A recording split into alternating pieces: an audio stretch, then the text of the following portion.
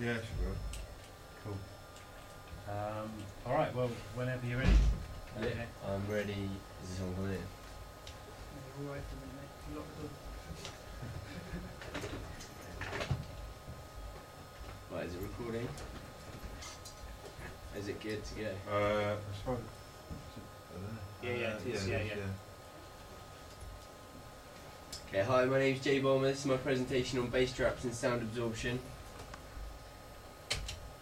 I'm going to start with showing you the Sabine chart. This is basically the chart that shows how much frequency certain materials absorb and how you can use it in your studio nice and effectively to basically give yourself the best sound and stop sound reflecting off the walls and creating a false sound in your studio.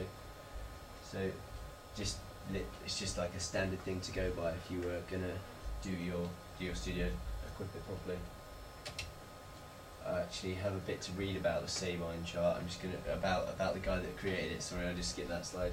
Okay, Wallace Clement Sabine was an American physicist who founded the field of architectural acoustics. He graduated from Ohio State University in 1886 at the age of 18 before joining Harvard for a graduate study and remaining as a faculty member. Sabine was an acoustical architect of Boston Symphony Hall, widely considered as one of the best concert halls in the world for its acoustics. Why would you use a bass trap? A bass trap is used for catching and absorbing sound and traps a band of frequency based on your problem frequency. Bass traps are acoustic absorbers which have the ability to capture low frequency sound. They are used to provide acoustic absorption treatment in rooms, and are common tools used in architectural acoustics. Reflected sound is misleading, as it will be coloured in a way also EQ'd by the walls or whatever surfaces is bounced off before it reaches your ears. So it will just give you an untrue sound. So you could think your mix down sounding really good, and then you take it down to the local studio and play it through their system, and it might sound weak and flat and not very responsive. So yeah, I'm just going to go through to the next slide. The bass trap. There are two main types of bass trap, the first being a resonant absorber and the second being porous absorbers. One of the first orders of business when creating a home recording studio is to deal with the low end. Bass trapping is paramount to your recording studio design since it takes care of low frequencies and leaves you with a better sounding studio. Treating and tuning your studio room with the correct treatment is a must if you want to get serious about recording. There's a lot of DIY stuff as well, which is actually better, that you can make so easily out of just wool and just a frame that you've knocked up out of 2x4 or something like that will work better than a lot of the store-bought stuff if you just use the Sabine chart in conjunction with a few equations. Yeah, it'll just give you a better working environment.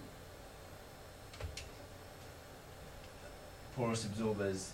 A bass trap generally comprises of a core absorbent damp material, a frame and a covering for aesthetic reasons, which is basically just to make it look nice.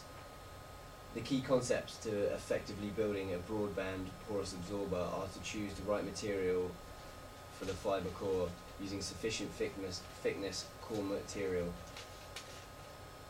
Basically, this is like a few bullet points on what a porous absorber does. It absorbs a broad range of frequencies, so therefore if you just want to dampen down the whole high end in your room so it's not so tinny, then that would be the perfect one to use. It's not very specific, it is just a broad one, commonly made from fiberglass or mineral wool. They work through an existence of little holes in the medium that present as small captured pockets of air in the room. And there's actually equations you can use to work out how much air is in a certain cavity and how it's vibrating, which is pretty interesting. Okay, resonating traps. A knowledge of frequencies and resonances is required for dampening. It is needed before designing and consulting a resonating bass trap. This can be done by calculating the room's modes or by direct measurement of the room itself. Resonating bass traps will absorb sound with high frequency at their fundamental frequencies of resonance. The resonating absorbers can be broadened in the frequency range of efficiency to some degree by either introducing a porous absorptive material to the interior of the vessel or by constraining the vibrations of the panel in the membrane. So basically, it's just a really in-depth way of literally tuning out that bad frequency that you don't want. I'm going to just click on this link that I've provided here, and hopefully it should work. This is literally what a resonating absorber would look like. It's just a pretty poor diagram, but it's the best one I could find on the internet to represent it. But it just shows where the air oscillates, and this basically dampens the sound in there, and the cavity basically the cavity just doesn't absorb any air, you know what I mean? So it just resonates here rather than in here. So that basically stops sine waves from clashing. Oh, I need to get back to my presentation quickly. Where is it gone?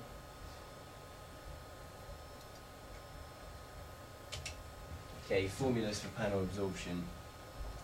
F equals 170 with the square root of MD. F is the frequency you want to absorb. M is this is the equation here at the top.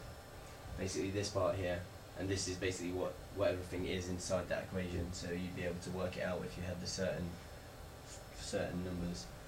The frequency you want to absorb is F. The mass of the panel in pounds per square foot. So that's just how thick and how much the wood weighs that you're using. And the depth of air space in inches, because obviously I talked about the cavity and how it sort of can vibrate in air and not make it very clear.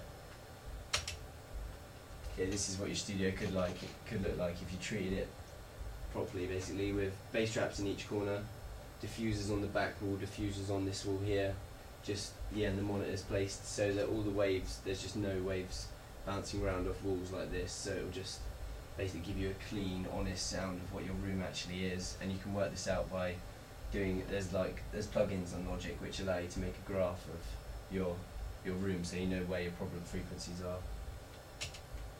Okay, I'm just going to show you some store-bought traps that you can get, and then I'm going to show you a really good website where it shows you step by step how to make a really solid one. These are the nicest ones I could find. They've got like their own little raised platforms. They look like little mattresses on legs. But yeah, that's it. And they've got some bass traps down here in the corner, some corner unit ones. That's just really, really basic foam ones that you can use. It's just literally an array of store-bought ones, and you can even buy room kits. So if you just roughly buy a kit to fit your room, make your life a lot easier. Just buy it all in one bit instead of making it for yourself.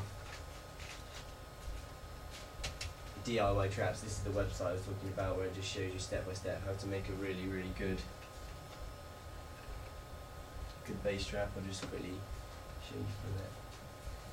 I'll try to anyway, because it's a bit weird because you can only my screen's gone really wide over here, so I can show you bits, but basically he just carves the frame out of metal, and then I'll just show you the finished design of how it goes for laying his wall down there. Nice bit of fabric over it just to make it look clean, but then the finished result is absolutely wicked. It just basically it looks like a bed panel, and then it goes up in the corner of his studio, and it looks absolutely the business.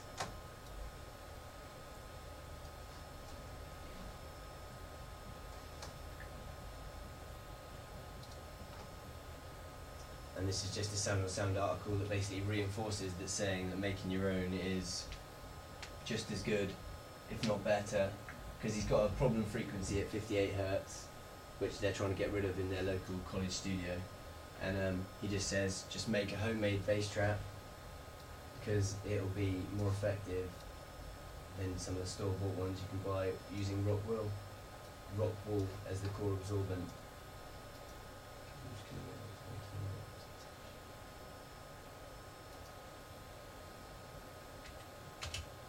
Well, that's the end. But I've actually got a little bit. I've just got bass actually has more energy than high-end frequencies, so it just takes a lot more stuff like padding and core absorbents to get rid of those frequencies, and that's why. And that's. So I've had a sign-off line and I've literally just ruined it. But thank you very much for listening, people. Yeah.